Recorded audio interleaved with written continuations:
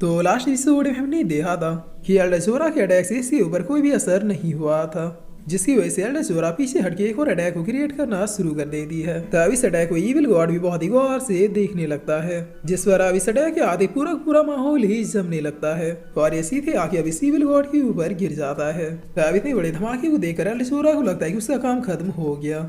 मगर जैसे सब कुछ शांत होता है तो हम देखते हैं कि सिविल गॉड को एक खरोच तक भी नहीं आई थी, जिसे देखकर एल्डर जोरा थोड़ा घबराते हुए पीछे हट जाती है। तभी इविल गॉड अब स्माइल करते हुए अपने पेट वाले राक्षस को दोबारा से ओपन कर देता है, जिससे एक ब्लैक फॉग यहाँ पर चारों तरफ धुएं की तरफ फैल जाता है। और फिर इस धुएं के हटते हम देखते हैं कि एल्डर जोरा इसके टेंटिकल में फंस चुके थे और काफी ज्यादा चोट लगाने के बावजूद भी ये यहाँ से नहीं निकल पाती है। तब मूसेंग तुरंत ही अपने मार्शल को अपेयर करते हुए एल्डर जोरा को बचाने के लिए चला जाता है, लेकिन इविल गॉड प्लग झपकते ही मूसेंग के सामने खड़े के साथ आ जाता है, जिसे खाते ही मूसेंग पीछे की ओर जाने लगता है। तब पीछे की ओर आते ही मूसेंग इसके अटैक से संभल ही रहा होता है कि तभी इविल गॉड मूसेंग के ऊपर दोबारा से अटैक करने के लिए आ जाता है, जिससे मूसेंग बाल बाल बहुत ही मुश्किल से बचता है और बचते हुए भागना शुरू कर देता है। तब इविल गॉड मूसेंग की ओर अपने टेंटिकल्स को भेज के अटैक करना शुरू करता है, लेकिन भागा दौड़ी करके मूसेंग किसी तरह से इससे बच जाता है। तब कीनो कहता है कि मूसेंग, आज से तुमने मुझसे जो कुछ भी सीखा है उसे बारी बारी इसके ऊपर अटैक करना शुरू करो।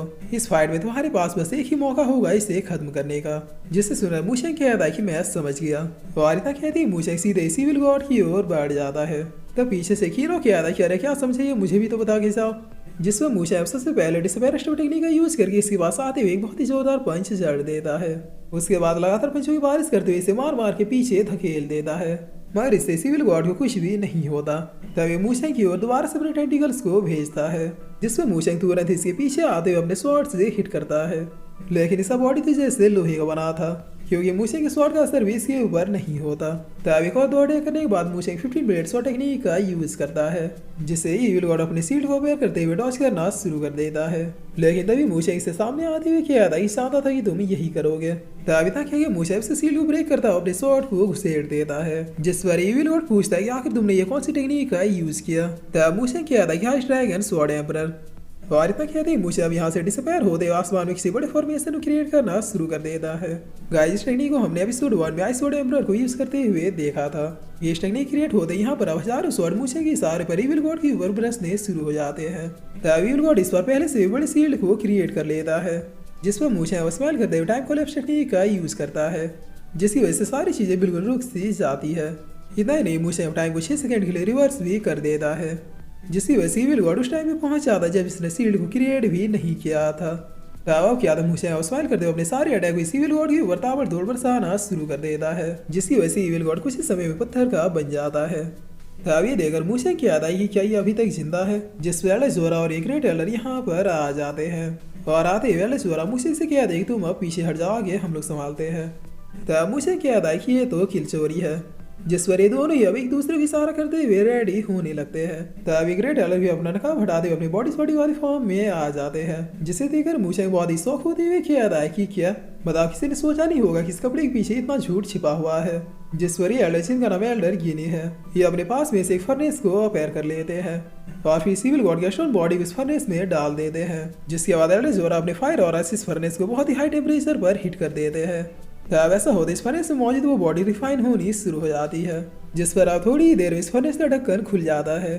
तब इस फर्नेस में अब एक पिंक कलर का स्टोन दिखाई पड़ता है, जिसे देखते ही कीनो बहुत ही खुश होते हुए कहता है कि मुझे जल्दी से इस स्टोन को कब्जा लो, इसकी हेल्प से तुम सुप्रीम रिलम में भी प्रमोट हो सकते हो।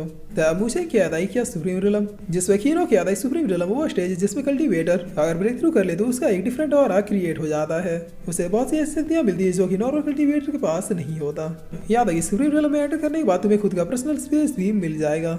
तब इतना सुनते ही मुझे बहुत ही खुश होते हुए कहता है चाहिए चाहिए मुझे भी चाहिए, जिस पर इधर अभी फर्नेस थोड़ा ब्रेक हो जाता है, जिसे देख रहे हैं लोग ये बहुत ही फनी तरीके से रोना शुरू कर देते हैं। तब मुझे कहता है डोंट वरी, हम इसी शहादत को याद रखेंगे। जिस पर कीनो कहता है मुझे भले ही इविल गॉड मारा गया, लेकिन अभी भी उसकी शक्तियों को मैं फील कर सकता हूँ। शायद हमने इससे मारा वो सिर्फ एक पपेट था, असली इविल मॉन्स्टर यहीं पे कहीं छुपा हुआ है, इसीलिए अब जितनी जल्दी हो सके इन लोगों के साथ यहाँ से निकल लो। तब मुझे इसे मदर लगी को कहता है और कहते हुए बताता है कि अगर आप लोग यहाँ से जिंदा बच के जा रहे हैं तो फिर मेरे साथ यहाँ से निकलना होगा। मैं वादा करता हूँ कि हमारी दुनिया में भी आपको रहने में कोई परेशानी नहीं होगी। जिससे सुनते एल्डर गिनी कहते हैं कि जैसा तुम कहो, वैसे भी यहाँ पर रहकर हम लोग पक गए थे। तब गार्ड का लीडर अब दौड़ते हुए इधर ही आ रहा होता है, जिस वेल्ड इन्हें से देखते तुरंत ही अपने त्रिपाल को ढक लेते हैं। तभी गार्ड ही कहता है कि घुसपैठी बहुत ही चालाकी से यहाँ से भाग गए, जिस पर मूशेंग कहता है कि आखिर भाग के जाएंगे कहाँ, वैसे भी ये जगह थोड़ी देर में डिस्ट्रॉय हो जाएगी। तब गिने अनाउंस करते हुए कहता है कि मेरे लोगों, ये प्लेस अब थोड़ी देर में बर्बाद हो जाएगी, लेकिन हमारा सौभाग्य है कि हमें ब्रदर मूशेंग जैसा फरिश्ता मिला जो हमें अपने साथ अपनी दुनिया में ले जाएंगे। जिसे सुनते सारे लोग मूशेंग के आगे झुकते हुए thank you so much brother मूशेंग कहने लगते हैं। तब गिने भी झुकते हुए मूशेंग से कहता है कि आज से तुम हमारे क्लैन के नए मास्टर हुए। जिसे सुने मूशेंग अपने मन में कहता है कि ये पहली बार जब मैंने इतने लोगों का भरोसा जीता है। और इतना सोचते हुए मूशेंग अपने स्वॉर्ड को निकालते हुए कहता है कि मैं मूशेंग इस रिस्पेक्ट को स्वीकार करता हूँ। जिस वेल्ड गिने अब मूशेंग के लिए हेवली फ्रूट को तोड़ देते हैं, जो सीधे आके मूशेंग के हाथों में गिरता है। तब गिने कहता है कि इससे तुम्हारी सारी ड्रेन हुई एनर्जी रिकवर हो जाएगी। जिस पर मूशेंग कहता है कि अगर ऐसी बात हो तो फिर हम लोग सारे फ्रूट क्यों नहीं तोड़ लेते। तब गिने कहता है कि वो इसलिए क्योंकि एक साल में ये पेड़ सिर्फ एक फ्रूट को तैयार करता है। जिसे सुने मूशेंग कहता है कि वो ऐसी बात है, मैं तो खामखाई बोरा लेके आ गया था। और फिर मूशेंग कहता है कि वेल चलो अब यहाँ से निकलते हैं। तभी तक कहते हैं मूशेंग इस फ्रूट के पावर को रिफाइन करते हुए एक बहुत ही बड़ी एनर्जी को रिलीज करता है, जो फोर्सफुली रियल वर्ल्ड के पोर्टल को खोल देता है। जिसे देखते ही सारे लोग इस पोर्टल में जाने लगते हैं। तभी पीछे से हार्मो दौड़ के आते हुए कहता है कि मूशेंग मुझे भी ले लो। तब मूशेंग इसकी ओर देखते हुए कहता है कि अब ये कौन है। जिस पर जोरा किया देखिए वही रॉयल पैलेस का प्रिंस है। लगता है इविल गॉड के साथ किए हुए सौदे की वजह से इसकी बॉडी धीरे धीरे खत्म हो रही है।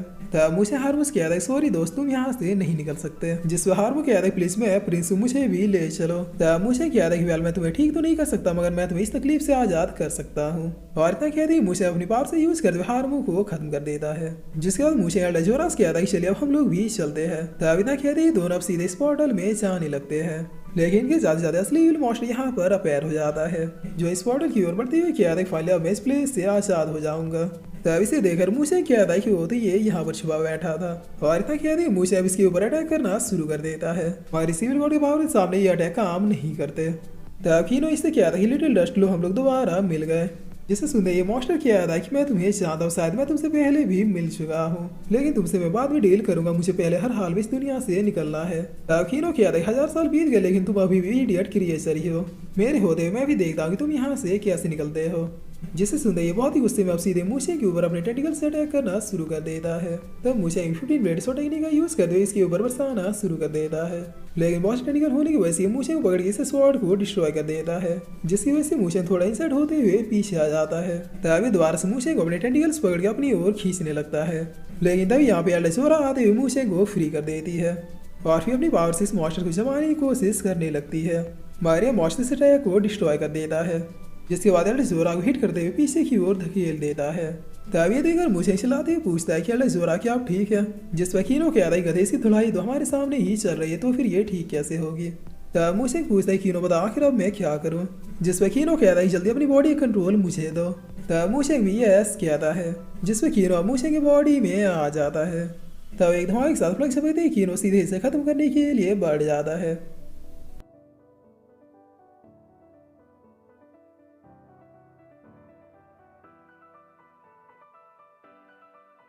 और फिर इसी के साथ ही एपिसोड यहीं पे खत्म होता है।